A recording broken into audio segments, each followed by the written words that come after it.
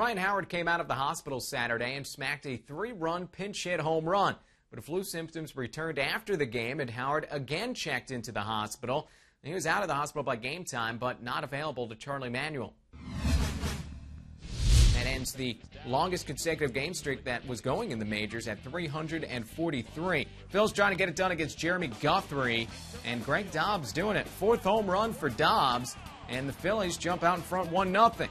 But Guthrie had some good stuff on this day. Bottom 3, Shane Victorino looking at a nasty breaking ball. Then Matt Stairs hitting cleanup on this day for Howard. He goes down on strikes. Guthrie 4 Ks, 7 innings, allows 1 run on 3 hits. Cole Hamels up to the task, though, puts down Matt Wieters, then Robert Andino. 10 strikeouts for Hamels. Top 6, though, Adam Jones, a flare to right field. Brian Roberts going to come in, and the Orioles managed to tie things up at 1.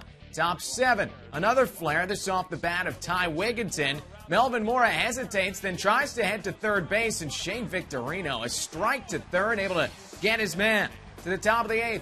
Man on at third, and Cole Hamels' curveball belted it to center by Brian Roberts. Andino comes in. Hamels gives up 2 runs on 9 hits in 8 innings, and the O's ahead 2-1. Big play, bottom 8, Jimmy Rollins trying for the infield hit and avoids the tag of Ty Wigginton, but not according to the umpire. Charlie Manuel would argue, you could see on replay, that he actually did not touch him. And Manuel gets tossed from the ball game. Gets the Phillies fans going. Some momentum going into the bottom of the 9th at the very least. But George Sherrill there, and he's not a big believer in momentum in baseball. Gets John Mayberry to fly out to left field.